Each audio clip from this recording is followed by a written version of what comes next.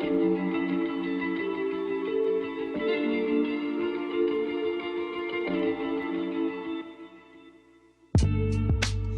Nikki Giovanni.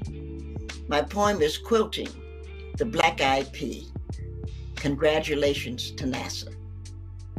We're going to Mars for the same reason Marco Polo rocketed to China, for the same reason Columbus trimmed his sails on the dream of spices, for the very same reason Shackleton was enchanted with penguins, for the reason we fall in love. It's the only adventure. We're going to Mars because we have the hardware to do it. We have rockets and fuel and money and stuff. And the only reason NASA is holding back is they don't know if what they send out will be what they get back. So let me slow this down.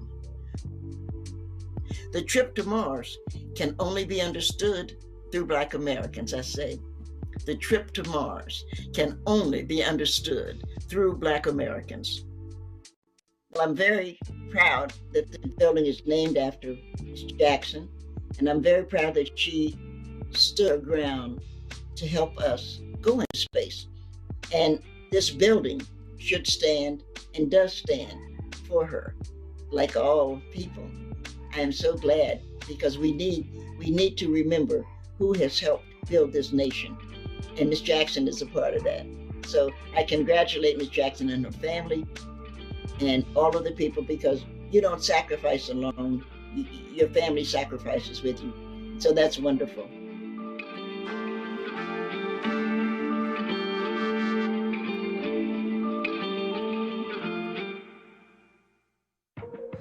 Good afternoon, everyone. I'm Abby Phillips, CNN senior political correspondent and anchor of Inside Politics Sunday.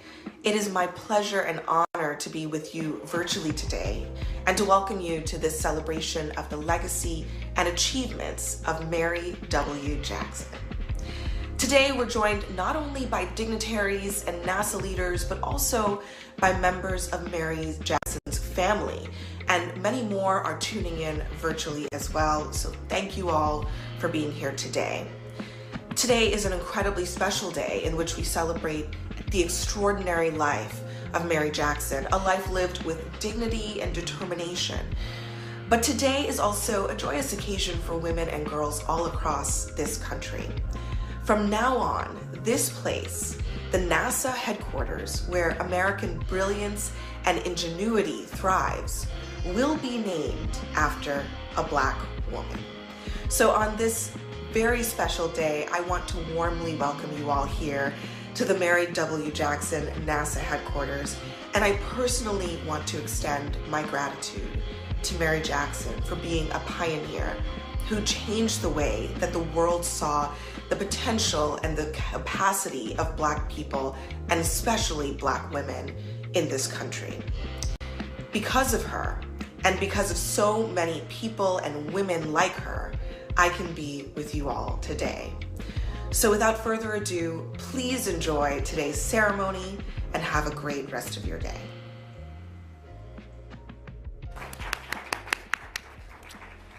Good afternoon. Director Clayton, members of the Jackson family, Dr. Darden, Deputy Mayor Babers, and distinguished guests. Thank you all for joining us today to honor and celebrate an incredible history maker, NASA's first Black female engineer, Mary W. Jackson. For the official naming of the Mary W. Jackson NASA headquarters today, we ensure that she is a hidden figure no longer. Equal opportunity is the cornerstone of American democracy, and our diversity is one of our country's greatest strengths. But throughout our history, too many have been denied the equal opportunity that our nation stands for. At NASA, we are committed to recognizing and addressing inequities that serve as barriers to inclusiveness and equal opportunity. Jackson's story is one of incredible determination. She personified NASA's spirit of persevering against all odds, providing inspiration and advancing science and exploration. There is no denying that she faced innumerable challenges in her work that would eventually help send the first Americans to space. Today, you will hear about the barriers Jackson overcame in her quest to push the bounds of what Americans knew to be possible. Not least among them were the barriers she faced because of the color of her skin. And yet, Jackson persevered. She published a dozen papers, most focused on the behavior of boundary layer of air around airplanes. I know we're still doing research around boundary layer around vehicles, so I know she was doing cutting-edge research. She studied forces on airplane models by generating winds at almost twice the speed of sound in the 4 by 4 foot, 60,000 horsepower supersonic pressure tunnel. She worked to improve commercial aircraft, analyzing data from wind tunnel experiments and real-world flight aircraft experiments at the theoretical aerodynamics branch of the subsonic transonic aerodynamics division at Langley. And perhaps most famously, her work with other human computers, many of them black women, not only turned around the space race, but also galvanized imaginations around the world as to what we Americans can achieve. Because of engineers like Mary W. Jackson, America and the world was not only able to dream of landing among the stars, but to make that dream a reality. Jackson worked at NASA for over 30 years, but during her lifetime, her contributions were largely overlooked. She was passed over for management level promotions and perhaps reflecting on her own path, dedicated herself to ensuring that the next generation of female and other minority mathematicians, engineers, and scientists did not face the barriers that she did. President Biden has demonstrated his commitment to racial equality, diversity, and inclusion. And as Black History Month comes to a close, we must remember it's not enough only to honor the accomplishments and sacrifices of previous generations and heroes like Mary Jackson. We must aim for the future, laying the foundation for a diverse workforce and strengthening our culture of inclusion and equity, today and every day. And we must ensure that we celebrate and commend the contributions made every day by the incredible men and women who call NASA home. It's critical to the success of our agency and our future that we do the work necessary to get every American the tools they need to succeed and to ensure no American talent goes untapped. It's not just the right thing to do. NASA and the scientific community will be better for it because diversity ensures multiple viewpoints, new ways of thinking, and new solutions to problems once thought unsolvable. Like Mary W. Jackson, I've been honored to serve at NASA for over 30 years, and I know firsthand that many of the agency's incredible milestones would have been impossible without the countless contributions of engineers, mathematicians, and scientists, like Jackson, who persevered in the face of adversity, who refused to accept the status quo, and who brought our dreams from the realm of the imaginary into reality. And I just want to reflect on the last year, which has been a really challenging year, and just express my gratitude to the leadership at NASA for the conversations we've had starting last spring around diversity, equity, inclusion, and the challenges that African Americans face in this country today and within NASA. We all live in our bubbles, and those conversations have been really heartfelt and genuine. Director Clayton Turner has participated in those.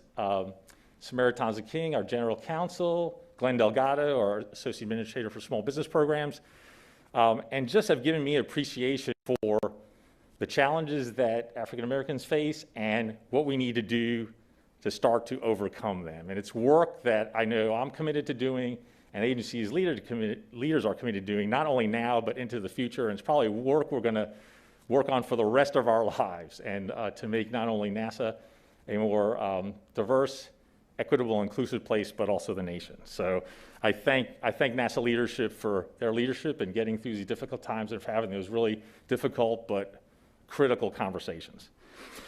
My hope is that when we are safely able to return to work in person, walking through the doors of the Mary W. Jackson NASA headquarters each morning will inspire us all to push forward and continue to break barriers.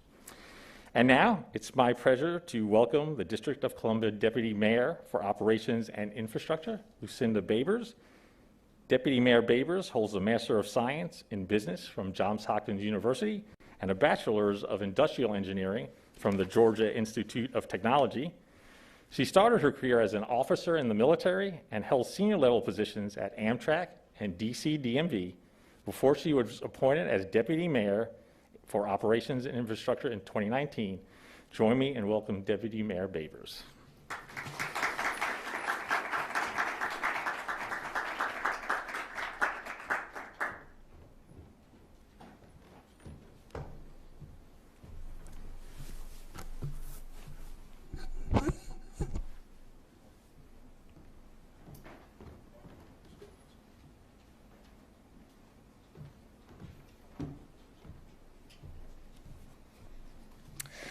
Thank you, Steve.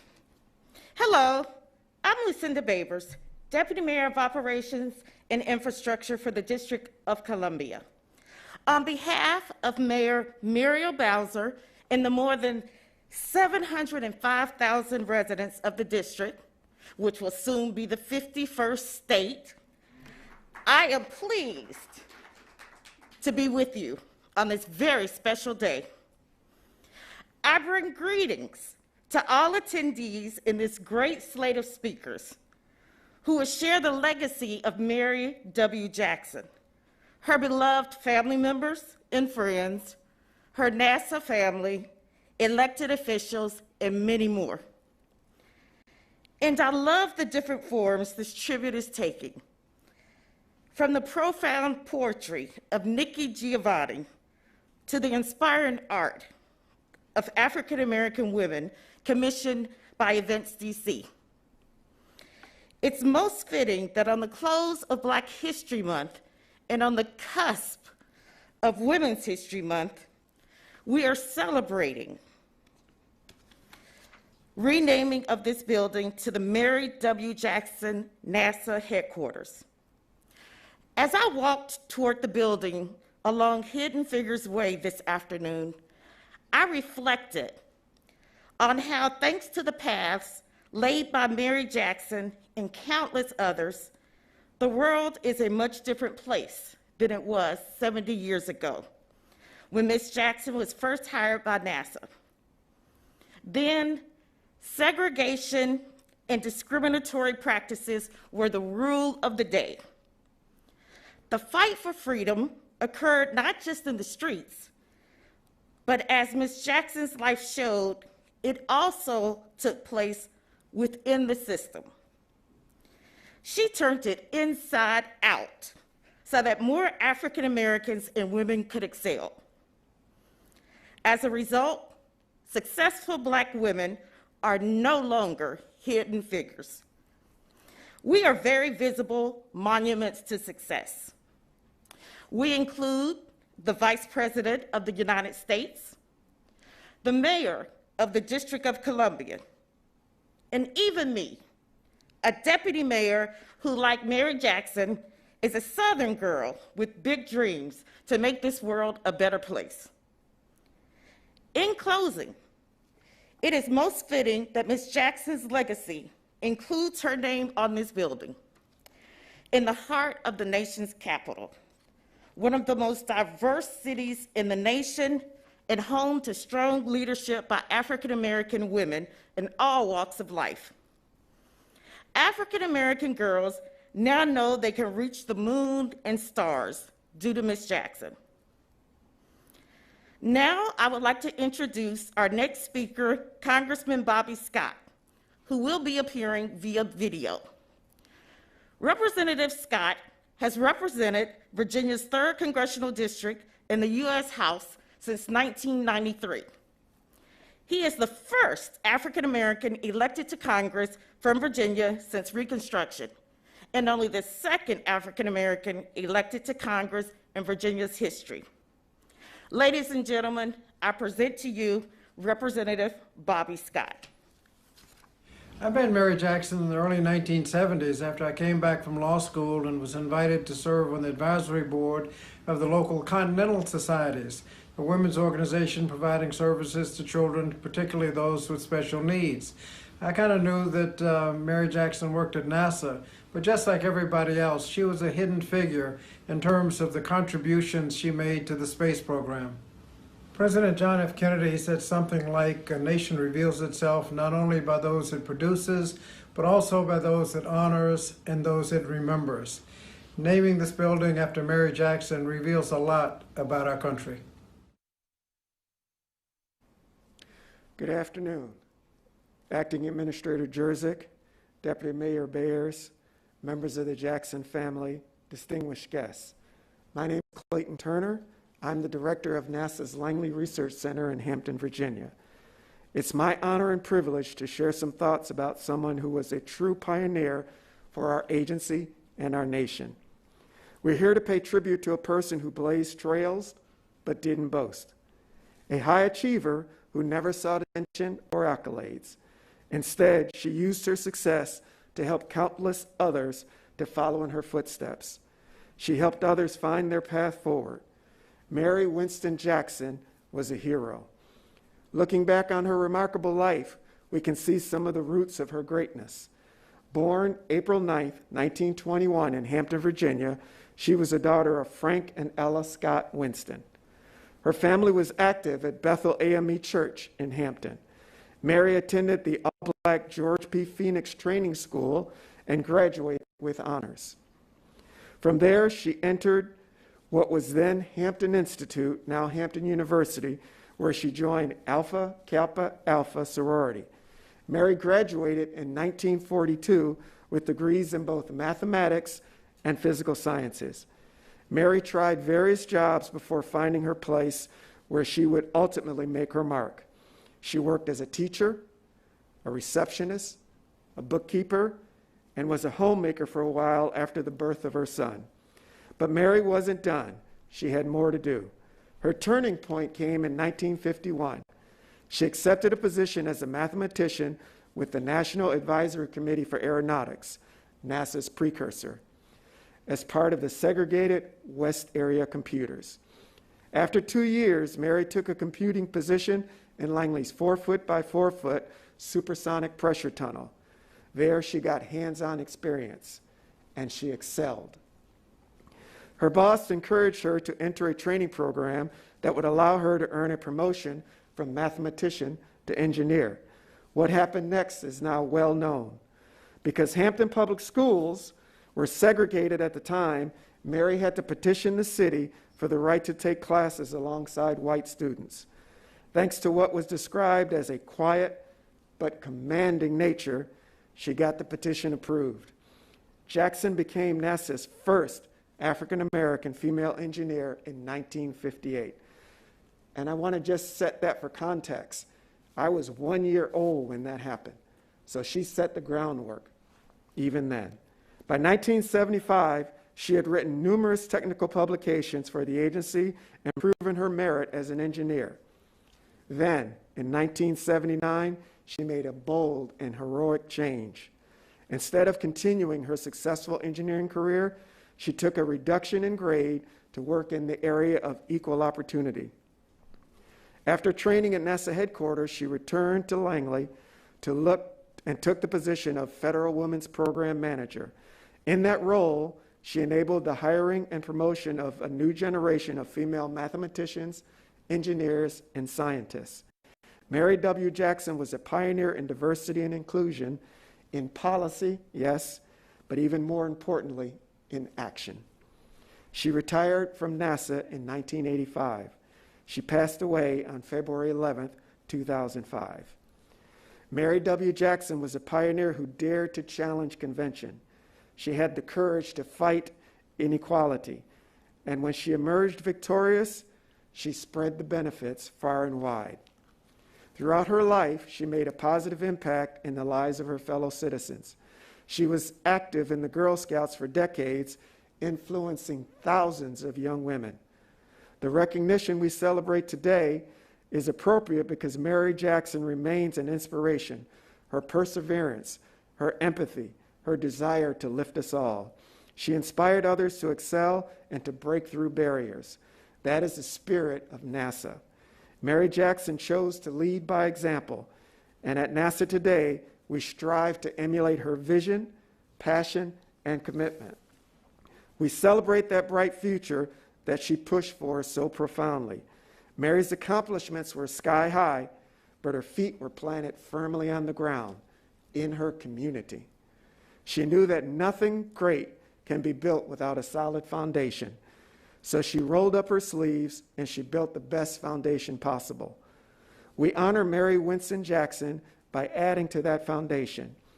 This headquarters building, bearing her name, will be a shining symbol of her will to push beyond barriers for the benefit of all. Her example will guide us together as we reach for new heights to reveal the unknown for the benefit of humankind. So now I have the honor of introducing our next speaker, Langley's formerly hidden figure, Christine Darden. Christine joined the agency as a human computer in 1967. Over a 40-year NASA career, she took on leadership roles including technical leader of NASA's Sonic Boom Group in the High-Speed Research Program and director of the Aero Performing Center Program Office. She was the first African-American woman at Langley to be promoted to the Senior Executive Service. For the non-NASA government folks, Senior Executive Service is the highest civilian rank in the government. She authored many publications in the field of high-lift wing design and supersonic flow, flap design, sonic boom prediction, and sonic boom miniaturization. This is the work we use today in efforts like the low-boom flight demonstrator mission and the experimental X-59 aircraft. So if you want to look outside and see the work that Christine Darden started, it's right outside in our lobby. In 1991, she received the NASA Equal Opportunity Medal, and in 1995, she received the NASA Outstanding Achievement Medal. Please welcome Christine Darden.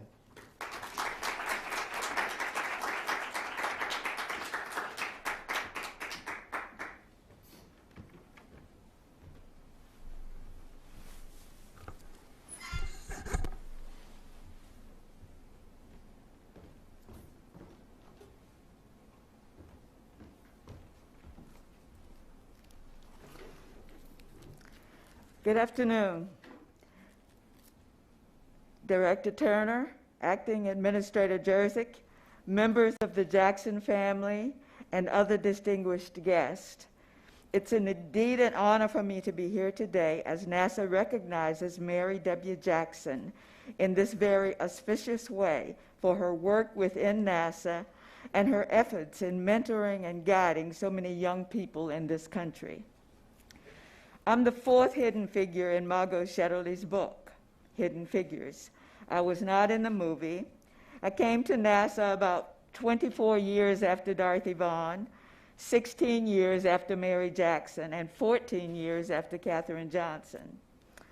Two things I like to remember about my introduction to the space program were, one, my assignment on October the 5th, 1957, to get the morning newspaper into the school library down in Asheville, North Carolina.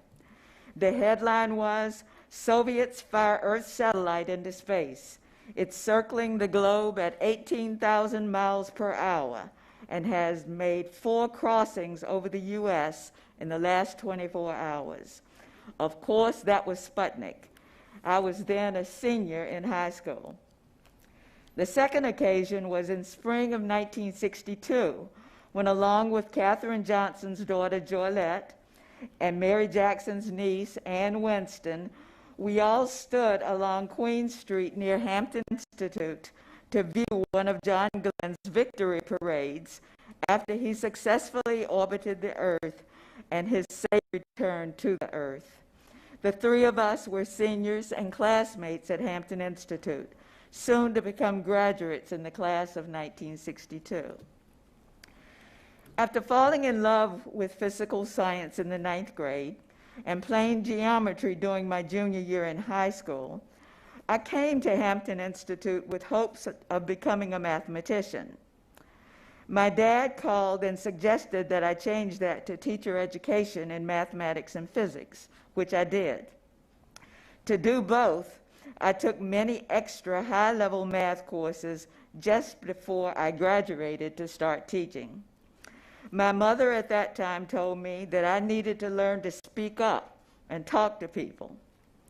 Speaking up led me to Virginia State College 2 or 3 years later, where I did research in aerosol physics and got a master's degree in applied mathematics. I was then hired by NASA. I was assigned to the reentry physics branch of the high-speed aerodynamics division. This was at the beginning of the Apollo program. I was working with several ladies who had worked with Mary in the West computers. Speaking up again a few years later led me to a 20-year career in supersonic wing and flap design and sonic boom minimization, and a doctorate in mechanical engineering, in addition to several leadership positions. When I first met Mary, I learned that she was the first African-American female engineer at Langley, and that she spent quite a bit of time speaking to school students in Hampton and Newport News schools. What kind of jobs were available at NASA? How did one prepare for them? Those school talks were profitable. I've heard several Langley employees say that they became engineers because they heard talks from employees just like Mary. About that time, many African-American professionals at Langley learned that a Black Technical Society had a state charter in the city of Hampton. Mary and Catherine, along with the rest of us, got together and renewed that charter and activated the chapter at Langley. Working with students was the primary target of the National Technical Association. Math contests were sponsored for middle school students to help the students with math skills and confidence in taking tests. SAT tutorials were sponsored for high school students who were approaching graduation to help them with test-taking skills, knowledge, and confidence. One of the largest programs was the annual Technical Symposium for college students in HBCUs in Virginia, North Carolina, Maryland, and DC. Students gave technical talks on research and work they had done during the summer internship programs or positions. They were judged and they were given awards. The professors from the HBCUs who had their students apply for the symposium and who brought many other students to the symposium, they loved the symposium that we had. The students learned to give technical talks and won prizes. The colleges were impressed about the impact on their students, and several colleges sent students to that symposium by the busload. Another very special thing I noticed about Mary was how she reached out to and mentored the new African-American employees. Often when I was speaking with them, they would speak of having been invited to Mary's home for dinner.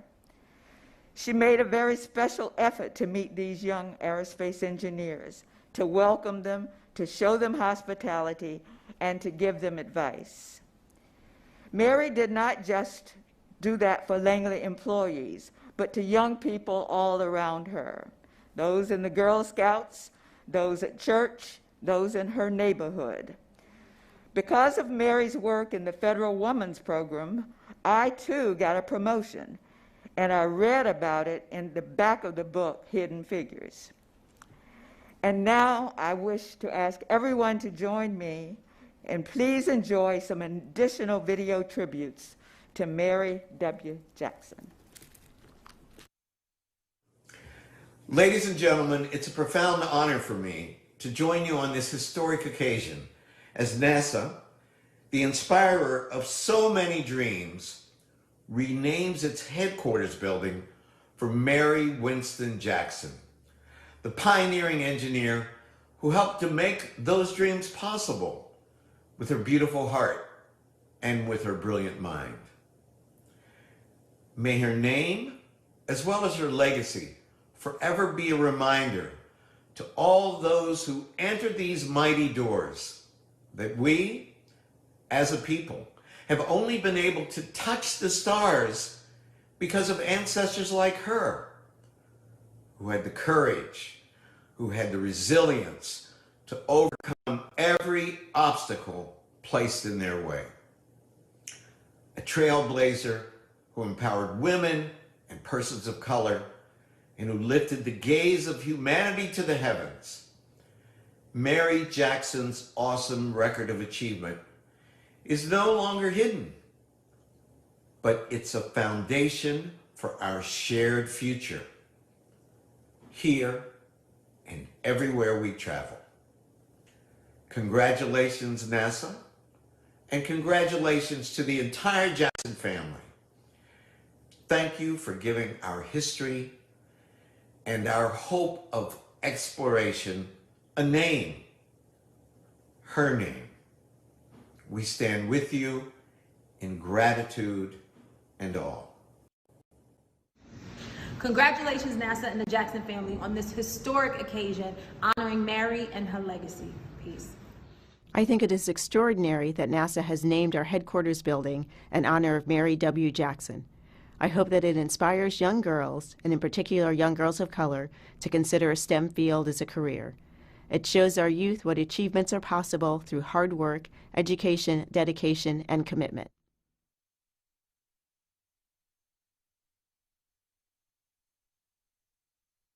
I knew that this was somebody that I needed to highlight and to honor through this portrait. This was a woman, this was NASA's first Black female engineer that had accomplished so much and whose achievements hadn't been known by the general public for far too long. I wanted to create a piece that represented and celebrated and honored Mary Jackson. Really see the woman, not only that we're celebrating now, but what it took for her to get there. To be even a Black artist making artwork about space. It's because of her triumphs and it's because of her legacy that she left behind. The heroes and the figures that we had presented to us as kids didn't ever look like me. This is a figure who actually looks like us, represents us. When you look back at history, there's the time, there's the dates. Art is the color or the sound and the emotions that encapsulated the moment. It's the real human experience that happens as time passes.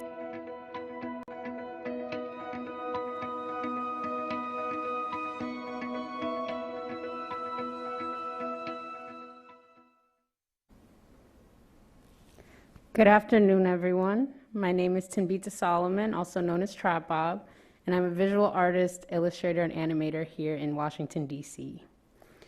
My work is artistically styled, bold, loud, and colorful, and often centers themes of representation and social justice.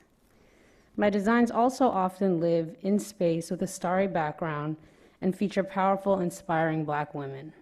So I was beyond honored and thrilled to create artwork and be involved in this ceremony celebrating NASA's first African-American female engineer, the amazing Mary W. Jackson.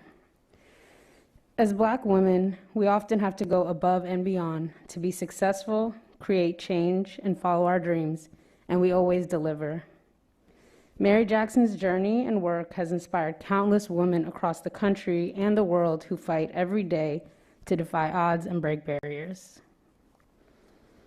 Myself, along with 5 other amazing local women artists, OG Lullabies, Jamila Okubo, Jennifer White Johnson, Tracy Ching, and Kimchi Juice, were asked to interpret this moment and create a piece that embodied what it meant to us.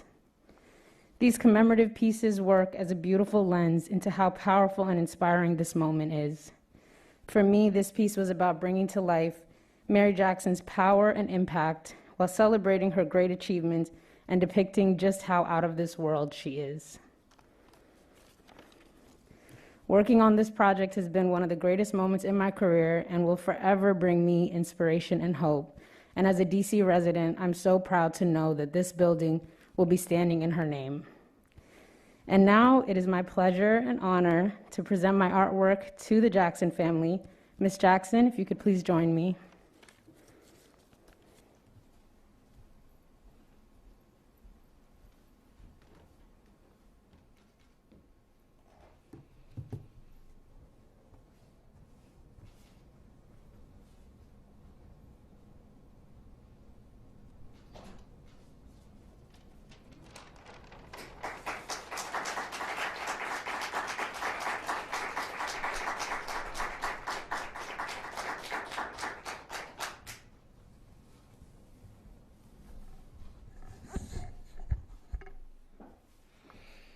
Thank you. Good afternoon. My name is Wanda Denise Jackson, and I'm the oldest granddaughter of Mary Winston Jackson. Excuse me.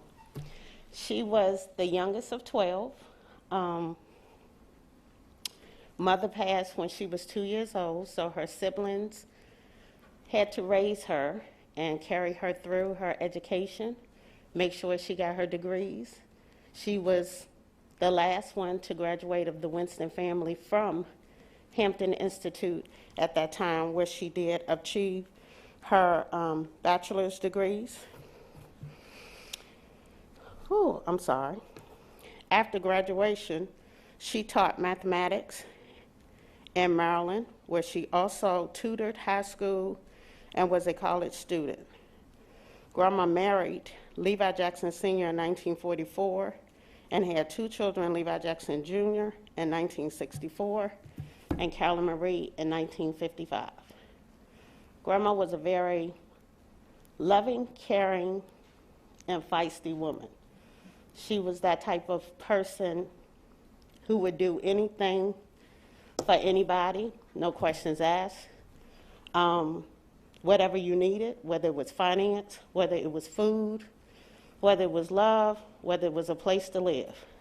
Our door was a revolving door for many people to live, many people to come stay, even if you needed counseling. Washing clothes, whatever, our house was always open to any and everybody. She was that mentor, that educator. She did influence a lot of people. There are a lot of individuals who went into the engineer department, who went into the mathematics department because of what she knew, because of what she taught, because of what she encouraged. In this present time, at 2021, we are now on the 7th generation at Hampton University, so we are still achieving. Our family is still putting out engineers, doctors, as well as lawyers. I would like to thank everybody for this opportunity. I have had the honor all my life of knowing her, of traveling with her, even visiting NASA headquarters when she was here training. We would come up on the weekends because she lived here. So we would come up on the weekends to spend the weekends with her, as well as my aunt, because my aunt also lived up here too. Going back and forth, it was exciting, but not exciting. Our exciting moments was when she helped design the space shuttle. It was exciting for about 30 days. She had the model up. Next thing you know, it was gone. It was almost like it was in and out. She never gloated or bragged about anything she did, any of her accomplishments or anything like that. It was just who she was, everyday life, just something to do. It was just my job. It wasn't anything special. She was special to us. She was always our hero. She was always our star. So I would like to thank NASA and Dorothy Vaughan again for showing the world what the Winston and Jackson family always knew about her. She was always our special person. She was always our hero. With that being said, I would now like to introduce my brother, Brian Jackson.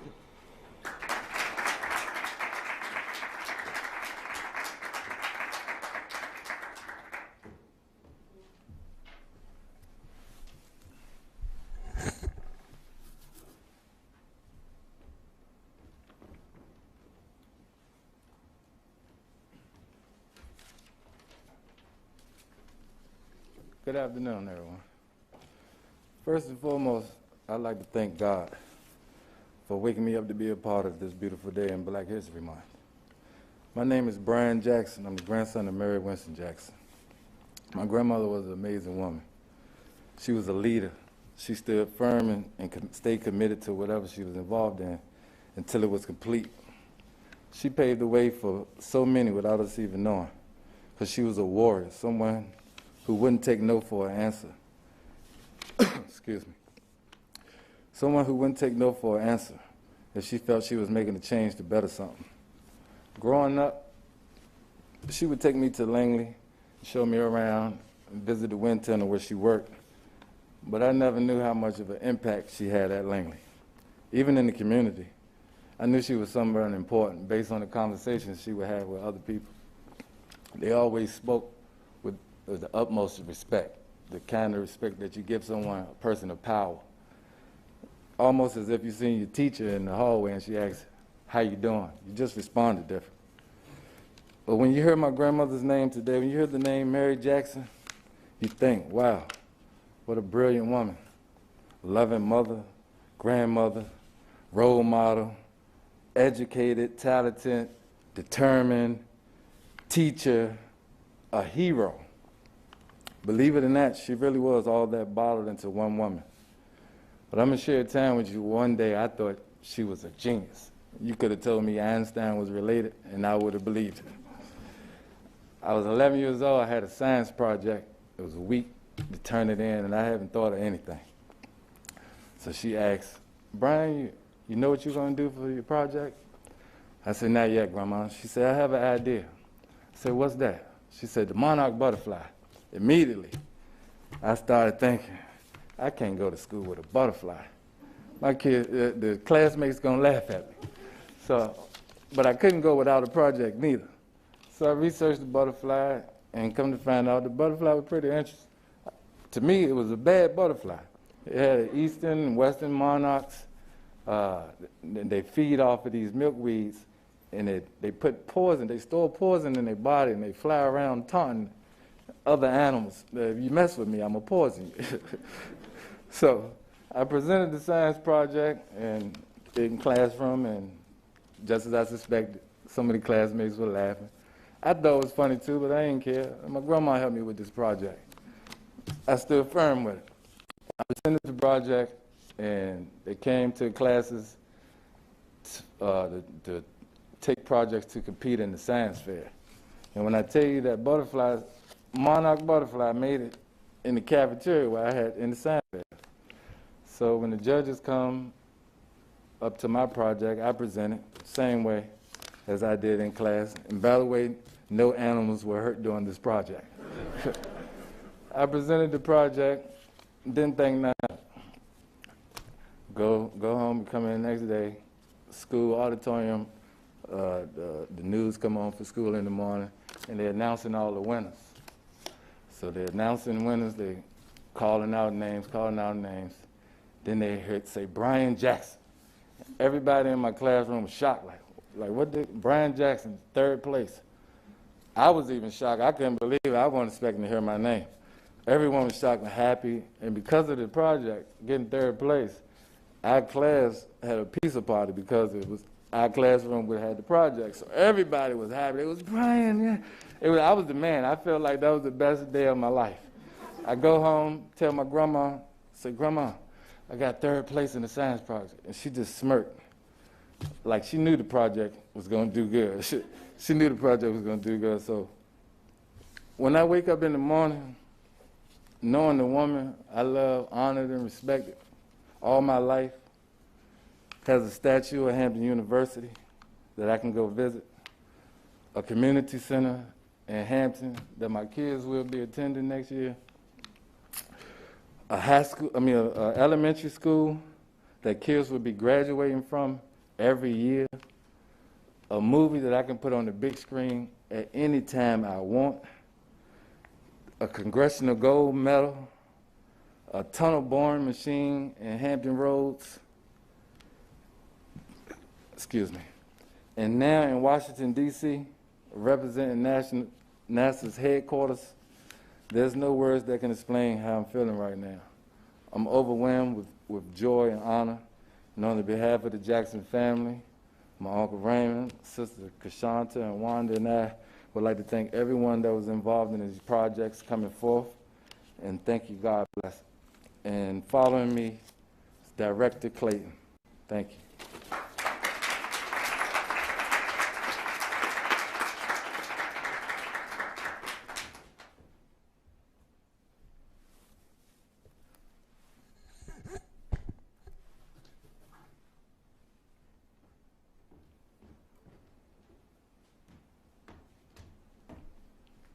So given we're in the nation's capital, I'd really like to yield my time to Brian, because I could have heard more of that. Thank you for sharing those stories. That was very personal and heartfelt, so I was right there with you. So now please join me in enjoying the reflections of Mary W. Jackson's lasting influence and impact. And after that, we'll have the unveiling ceremony outside the building. I first met Mary Jackson in March of 1962 when I came to NASA Langley as one of the first 4 black engineers. So it was a time of frustration many times, but it was a time of overcoming all of the obstacles that people placed in our way to become full-fledged engineers with the ability to work on critical national programs like the space program. Many of the engineers and scientists did not think of us as qualified or worthy to be engineers in such an important national program. Mary Jackson was able to dispel from the standpoint not of my co-workers' attitudes or her co-workers' attitudes, but because of our own attitudes and how we should conduct ourselves. It was always move forward, do your job, be the best you can be, and we'll all be okay. And that's what I take from Mary Jackson's life and her interaction with me. And I truly appreciate all of the things she did for myself and my family, my community, and what she did for NASA. As a young black engineer at NASA Langley, there aren't many of us there, and so you try to look for the other African-American engineers there. And at Langley, they had a chapter of the National Technical Association, the Hampton Roads chapter of NTA, and it was through that association that I got to meet Mary and people like Katherine Johnson and Christine Darden and other folks. Mary was very active in that, and I can remember many of meetings that we met at, oftentimes at NASA Langley. We would have meetings where we would discuss and plan programs like a student symposium where we would bring college kids to NASA Langley and get them to present their work that they were doing at school, either technical papers that they were writing or research that they were conducting. And we would also let them see some of the experimental and scientific facilities at Langley and get a chance to see, what the real working engineers that looked like them were doing for the space agency. And oftentimes, after the meetings were over, we'd go over to Mary's house on Queen Street, and then we'd have the meeting after the meeting. And that's where I really got to see how involved Mary was in the local community, because there was just always somebody at her house.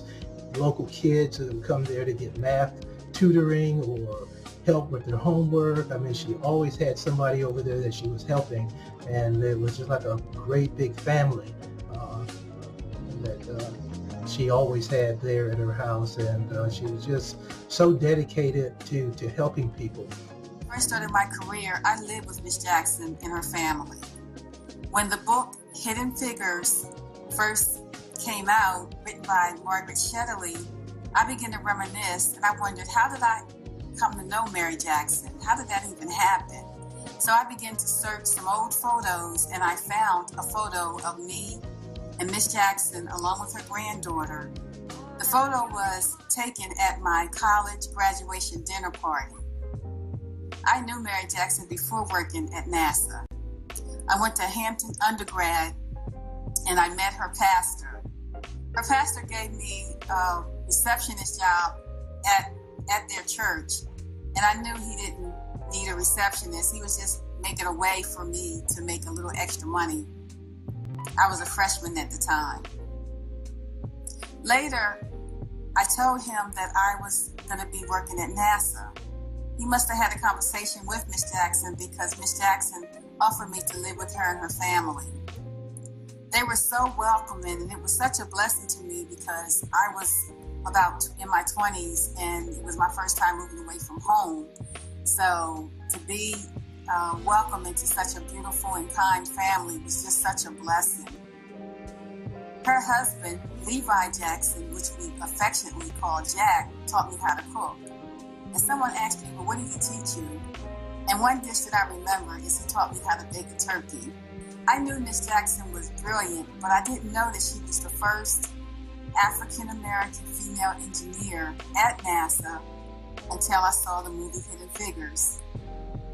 Miss Jackson was just so humble, and she didn't brag about any of her accolades. I knew that she was brilliant, and I knew that she made a lot of contributions at NASA, and she helped a lot of people, not just African-Americans, but she helped all people.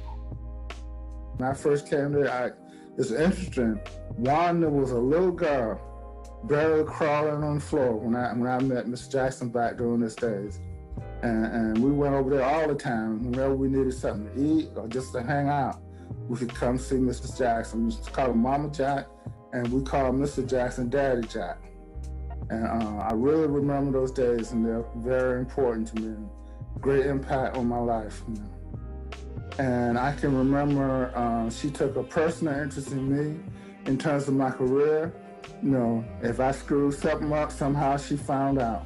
And almost before I got back to my desk, she was calling me on the phone. She said, "What you doing, man? What you just did?" You know. And if it was something good, she was one of the first people to call me. I don't know how she knew to this day, you know, but that was just kind of the person she was.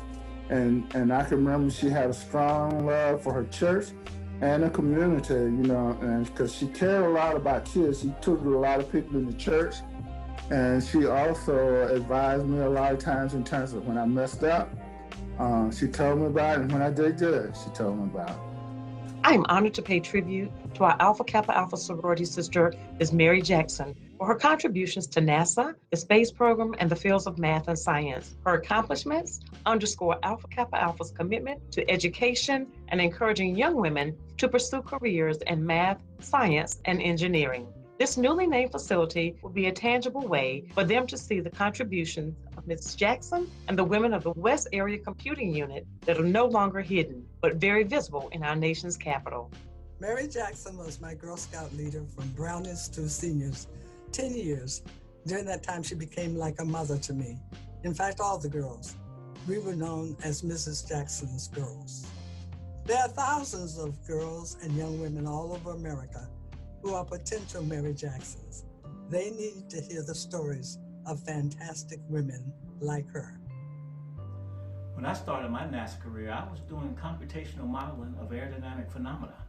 And Mary's contributions proved to me that I too could achieve excellence in aeronautics research. Her work in advancing the U.S. space program was monumental and gives me a great sense of pride to know that African American women were leaders in one of our country's greatest scientific and engineering successes. Just as important, the opportunity that I had to work with Mary on National Technical Association student conferences helped spark my desire to develop a diverse workforce for the future. And that desire continues today. And we name buildings for people to recognize their contributions and how they live their lives. When one examines Mary's contributions to the American public, be it her engineering excellence, opening her home to new Langley employees, making sure that everyone at NASA had equal opportunity to succeed, or developing future generations of explorers, it's appropriate that the NASA headquarters building be named for her. I am very pleased that Mary is being honored in this way. My first interactions with Mary Jackson were way before I ever thought I'd be working at NASA Langley, and I didn't know she did either. My childhood first cousins belonged to her church, and my sister and I were invited to Vacation Bible School every year, where she was definitely a leader and stood out. And then later, when I became a NASA employee, Mary reached out to me, as she did many of the African-American employees, just to welcome me and let me know that there was a support system there. And she also encouraged me to join the National Technical Association and get involved and making sure that I published and went to the technical conferences. You know, it's been said that every aircraft that has flown has gone through the wind tunnels at NASA Langley. So the way I see Mary's contributions is that her fingerprints is on just about every aircraft that flies in the world. So and to think that that is something that was done, her contributions were done by someone who looks like me. I want to see girls who look like Mary become the next generation of scientists and engineers and whatever. But you need those you really need those role models in order to capture the minds of folks in the 3rd and 4th grade,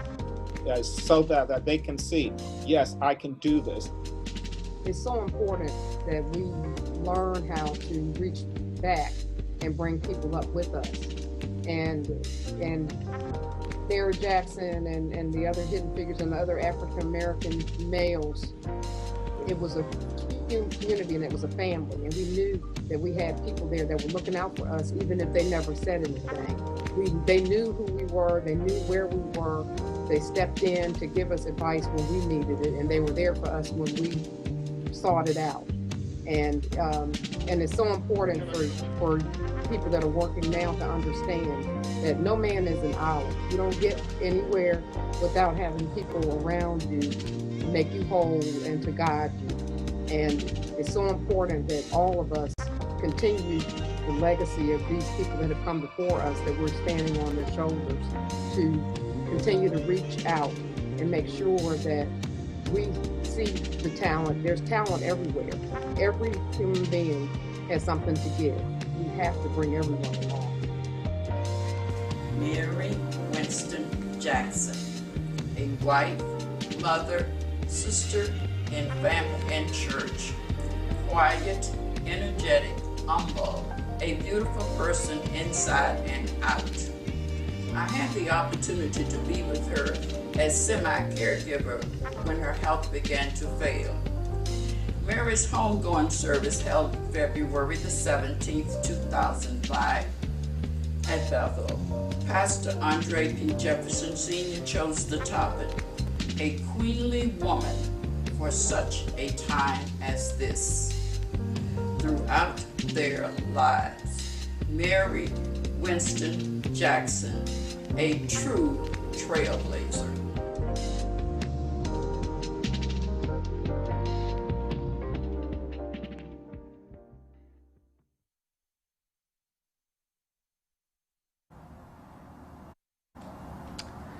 All of us here today stand on the shoulders of heroes like Mary W. Jackson, who broke down barriers for women and for people of color in engineering and science.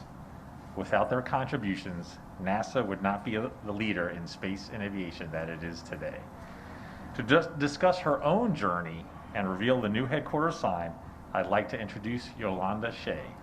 Yolanda Shea is the project scientist for the CLARIO, Climate Absolute Ratings and Refractivity Observatory Pathfinder mission, and is a research scientist at NASA Langley Research Center. Her research has focused on what is required for robust monitoring of Earth's changing climate.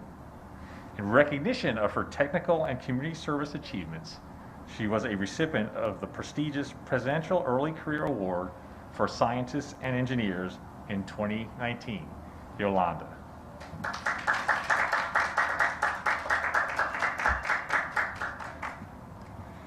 Thank you, Acting Administrator Jerzik, for that introduction. Hello, everyone. My name is Yolanda Shea, and I am an atmospheric scientist at NASA Langley Research Center. I'm proud and excited to be a part of today's historic event. You may not be able to see it, but I have a big smile on my face. I'm a project scientist for Claria Pathfinder. It's a climate observing mission that will take unique, high-accuracy measurements of sunlight reflected by Earth back to space. This reflected sunlight will carry critical information back to our instrument in space that we will use to better understand Earth's climate and help improve the accuracy of other satellite instruments. As I go about my research, lead and support my team, and advocate for our mission, I focus on the important tasks in front of me. However, as I do this work, I can't help but remember the incredible pioneers who have cleared this path for me. Because of how important their examples have been to me, I do my best to serve as an example for those who will become tomorrow's leaders. In an earlier time, my career at NASA would not have been possible. Thanks to the vision and fortitude of many, we've seen progress.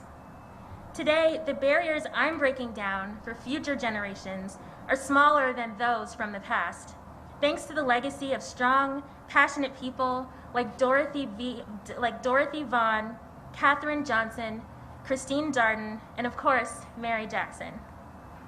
It's a legacy of ambition and bravery, and one of equity, kindness, generosity, mentorship, and belief in our nation's future and in the future of mankind. With that, I'd like to invite members of Mary Jackson's family, Brian and Raymond Jackson, to join me as we dedicate this building in her honor.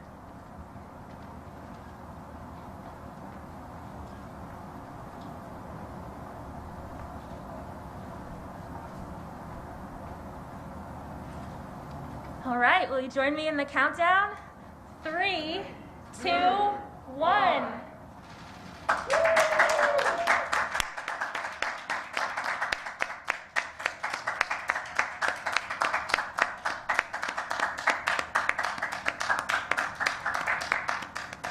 I present to you the Mary W. Jackson NASA Headquarters Building. So thank you for joining us today. For more information about NASA, please go to www.nasa.gov.